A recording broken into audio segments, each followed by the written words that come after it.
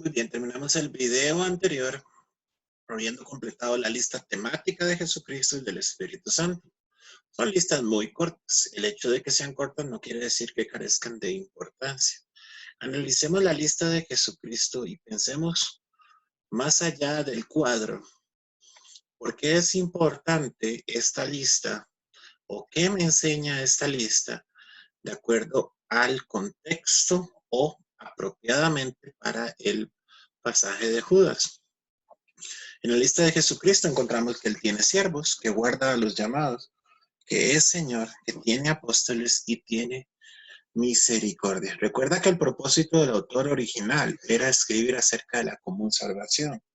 Y esa común salvación está cimentada ¿en quién? En Jesucristo, por supuesto.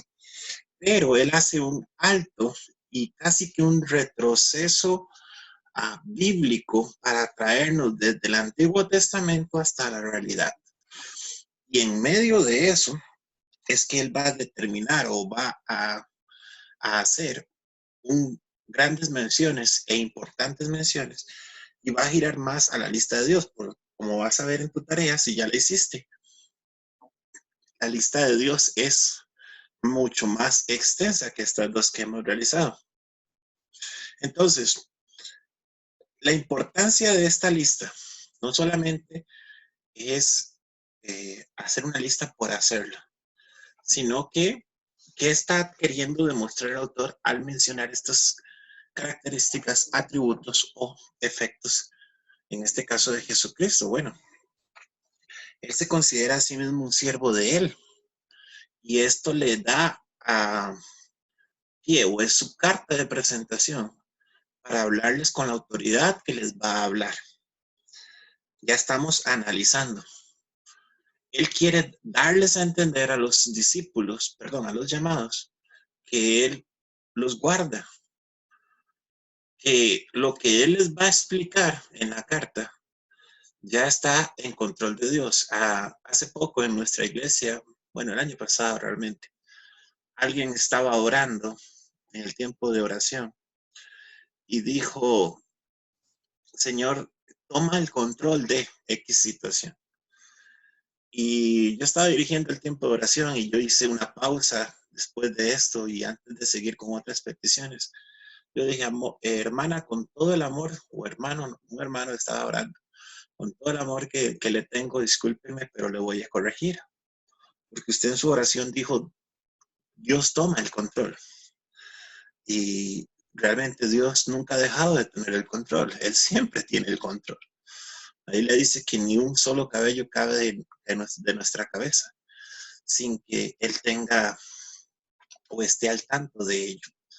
Entonces, el énfasis del autor acá, al decir guarda a los llamados, él quería que supieran que Jesucristo está en control de la situación que él va a exponer y que la base de la fe cimentada en Jesucristo, la común fe, salvación que ellos tienen, le va a permitir al autor también hablar de los siguientes temas que va a hablar. Es importante el tema del que Él es Señor, para recordarles a los autores, no solamente el autor se pone bajo la autoridad del Señor, sino pone a los destinatarios en la autoridad del Señor, recordándoles que Él es nuestro amo. Tiene apóstoles y esos apóstoles fueron los que Él comisionó y que dejaron la doctrina elemental en la que está basada esa común salvación. Y es la doctrina que ellos tienen que recordar. Y también es un Señor de misericordia. Y esto es importantísimo porque recuerda que en el saludo Él les habla acerca de esa misericordia. O les saluda el autor deseándoles que la misericordia, el amor y la paz del Señor esté con ellos. Y esa misericordia que reciben del Señor es la misma misericordia que van a tener entre ellos y también les va a pedir que tengan misericordia de los aún impíos que han de ser salvos. Ese es un tema que no podemos detallar mucho, pero que sería interesante que hablemos de la misericordia en los tres aspectos que se menciona en el libro de Judas. Luego con la lista del Espíritu Santo, es una lista muy sencilla y es una lista de contraste. Ahora cuando hagamos términos de contraste, esto va a ser reafirmado. El Espíritu Santo es el agente en medio de, está relacionado con la oración y deberíamos decir también en cuanto a la fe, y marca una diferencia de comportamiento, de pensamiento, de acción y sobre todo de convicción entre los que lo tienen y los que no lo tienen. Pasemos a la lista de Jesús, del Señor. Esta es la lista que tenías que hacer de tarea. Tu lista te debió haber quedado más o menos así. Versículo 1 es Padre. Recuerda que las listas no van a ser iguales. Y la forma en que escribimos, sintéticamente o detalladamente, y la forma en que expresamos nuestras palabras, no, no siempre va a ser igual. Entonces no te preocupes que no quedaron igual, pero si tenemos las mismas informaciones marcadas, por lo general vamos a tener frases muy similares. Sabemos que Dios es Padre, versículo 1. Santifica a los llamados, versículo 1. Es Dios de gracia, versículo 4. Es el único soberano, nos dice el versículo 4. Salvó a su pueblo sacándolo de Egipto, versículo 5. Destruyó a los que no creyeron, versículo 5. Guarda en oscuridad a los ángeles que no guardaron su dignidad, versículo 6. Reprende al diablo, versículo 9. Es Señor, versículo 14. Viene con sus santas decenas de millares, versículo 14. Volviendo al principio, puedes notar que cada una de las declaraciones trata de contestar la pregunta ¿quién? Y tiene que contestar con respecto a Dios. Es Padre, ¿quién? Dios. Es el único soberano, ¿quién? Dios. Reprende al diablo, ¿quién? Dios. Viene con sus santas decenas de millares, ¿quién? Dios. Siguiente. Hace juicio contra todos, deja convictos a todos los impíos o dejará convictos a todos los impíos. Los hombres impíos hablan contra él. Es amor, versículo 21. Es poderoso para guardar a los llamados sin caída. Presenta sin mancha delante de él a los llamados. Tiene una gloria, podríamos agregar ahí, eterna. Es único y sabio. Es salvador. De él son gloria, majestad, imperio, potencia por los siglos de los siglos. Ok, este 17 tiene una gloria, en cuanto a su gloria, que dice el versículo. Versículo 20, ahí sí, gloria eterna, dice de él son gloria, majestad, imperio, potencia por los siglos de los siglos. Así se hace la lista temática de Dios, unos detalles más, unos detalles menos, con diferentes palabras, pero básicamente. ¿Qué aprendemos de esta lista? ¿Qué nos declara Dios? Si lo vemos teológicamente, lo que estamos haciendo aquí es extraer más que el perfil, la teología de Dios en el libro de Judas. ¿Cómo Él se presenta? Lo primero que sabemos de Él es que es Padre. Y esto es muy importante. Creo que lo hablamos en un video anterior. Nuestra sociedad no valora el tema del padre. Es una sociedad que por las diferentes, el quiebre de la familia y otras situaciones, hay muchas personas a nuestro alrededor que la necesidad de un padre a la hora que nosotros los estamos evangelizando, a la hora que les presentamos quién es Dios, qué quiere ser y cómo la relación que Él quiere entablar con sus criaturas. Muchas personas, yo no sé si te ha pasado, pero van a reaccionar como que es algo que ellos no necesitan. Y es importante porque recuerda que los autores, perdón, los destinatarios, aparentemente están muy familiarizados con el Antiguo Testamento, conocen mucho, son judíos elementalmente, básicamente, judíos que han creído en Cristo, por supuesto, ahora son salvos, pero la comunidad a la que el autor está escribiendo es una comunidad con un amplio conocimiento de la ley del Antiguo Testamento. Y si nosotros vamos al Antiguo Testamento y pensamos en esta facción de Dios como Padre, en el Antiguo Testamento nosotros vamos a encontrar a Dios presentándose de diferentes formas, con muchos nombres, pero básicamente se va a presentar de tres aspectos relacionales. Recuerda esta palabra, relacionales. Dijimos anteriormente que la forma en que Dios habla en cada libro dice mucho. Es casi como prever el tono de voz. Yo tengo una hija que cuando nuestra relación está bien, que cuando las cosas marchan viento en popa, ella me puede decir papi de una forma muy, muy cercana. Y si tú eres padre, sabes a lo que yo me estoy refiriendo. Pero cuando ella ha hecho mal y cuando yo tengo que castigarla, mi tono de voz y el papi ya no vale. No quiere decir que no la ame, pero la disciplina se antepone a esa confianza o ese nombre de confianza que ella pueda tener conmigo. Con Dios es igual. Dios en cada uno de los libros de la escritura se presenta de formas diferentes. Nada más basta que vayas a los profetas menores y cuando Dios se presenta como a Jehová de los ejércitos, específicamente con ese título de los ejércitos, con solo eso ya podemos inferir de cuál va a ser el hilo del pensamiento o del tono, si me están entendiendo, con el que Dios va a hablar en ese mensaje por medio de su profeta. Porque si él va a hablar como Jehová de los ejércitos, va a haber juicio. Si él va a hablar como Jehová de los ejércitos, su nombre en ese momento denota una autoridad, va a haber, hay una situación, hay un problema. No sé si me están siguiendo el pensamiento. Entonces, igual, en el libro de Génesis, capítulo 1, Elohim se presenta como Dios creador todopoderoso. Y sucesivamente, cada vez que él habla, tiene diferentes nombres con los que él se presenta y va a interactuar con su pueblo. Habiendo dicho esto, también voy a volver al tema de relación.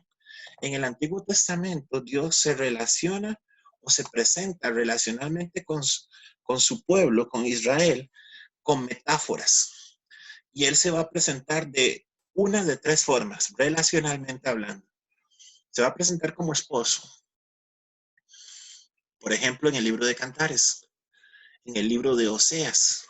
Es una analogía, son metáforas, son expresiones de Dios, donde él se presenta como un esposo.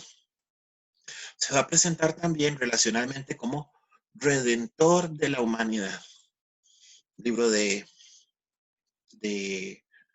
Ruth. Él es nuestro pariente redentor. Es una semblanza preciosa de cómo él es. Bueno, también viene en el libro de Ruth del esposo, pero la mayoría del libro se enfoca en el asunto de la redención. Él como redentor. Génesis 3 se presenta como un redentor. Um, Apocalipsis, su relación o su presentación es como el redentor, la culminación de su plan, porque ciertamente anuncia juicio, pero los destinatarios del libro de Apocalipsis, el Señor quiere que nosotros leamos, oigamos y hasta guardemos esas palabras. Y es el único libro que tiene bienaventuranzas, de hecho, por hacerlo. Y todo se basa en relación, y la relación es un redentor que viene a cumplir lo que Él ha prometido. Entonces, cada uno de estos libros, y podemos pensar en otros, presentan a Dios relacionalmente o como esposo o como redentor o, en este caso, como padre. Como padre, podemos pensar en Ageo. Bueno, perdón, en Ageo es de redención. Este ejemplo lo tenía en mi mente y Cristo se presenta como redentor. Realmente en el libro de Ageo. Podemos pensar en Dios como Padre.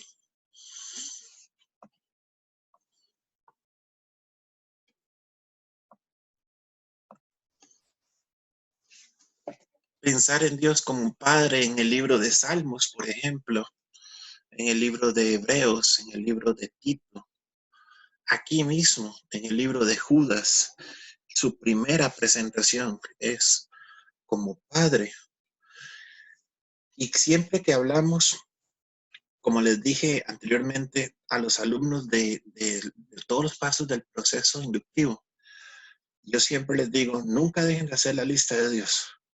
Precisamente por esto que les vengo diciendo, la forma en que Él se presenta en cada libro va a determinar mucho el contenido del mensaje. Y cuando Dios se presenta como Padre en el libro de Judas, nos quiere dar esperanza, nos quiere dar esperanza a nosotros como creyentes en el Padre no cambiante, en un Padre amoroso, en un Padre que está ahí, que va a resguardarnos, que es nuestra esperanza, que es nuestra seguridad, que es nuestra paz, que es nuestra vida. Esa es la semblanza que se presenta en el libro de Judas. Solamente con la declaración es Padre, yo puedo pensar en ello y me puedo ir precisamente a estos pasajes como Efesios capítulo 1, el tema de la adopción como hijos y cómo Dios se presenta ahí y podemos relacionar este tema. Y hay mucha tela que cortar cuando hablamos de la relación de Dios como Padre. Santifica a los llamados, los ama, es un Dios de gracia, es soberano y esa soberanía va a ser contraatacada, por así decirlo, por los impíos. Nos recuerda que es un Dios de juicio y, y que el juicio está preservado y que Él lo va a cumplir. Es poderoso, tiene decenas de millares de potestades que vienen con Él, que ninguno va a quedar impuno y que también su salvación ofrecida y su resguardo ofrecido es para todos nosotros. Entonces, hay una serie de enseñanzas que podemos sacar de la lista de Dios. Ahora, quiero mostrarles, para finalizar este video, una lista analítica de Dios. Es una lista que hicimos después. La anterior es una lista temática, donde vamos marcando lo que el texto nos dice. Cuando hacemos una lista analítica, es lo que está implícito dentro de el texto. Por ejemplo, podemos enlazar los versículos 1 al 3 y el versículo 21 para hablar de, del amor de Dios. Y de ahí podemos sacar un tema. Podemos hablar del señorío de Dios, de la gracia de Dios, de la justicia de Dios, de que Él es juez. Como dice ahí, es todo un tema. De su gloria, versículo 24 y 25, de su sabiduría. Entonces, estos son como grandes temas o grandes tópicos que si los analizamos están presentes, por eso es una lista analítica en el libro de Judas de Dios y podríamos desarrollar todo un estudio de acuerdo a ello. Pero esto solo quería mostrarlo como un ejemplo.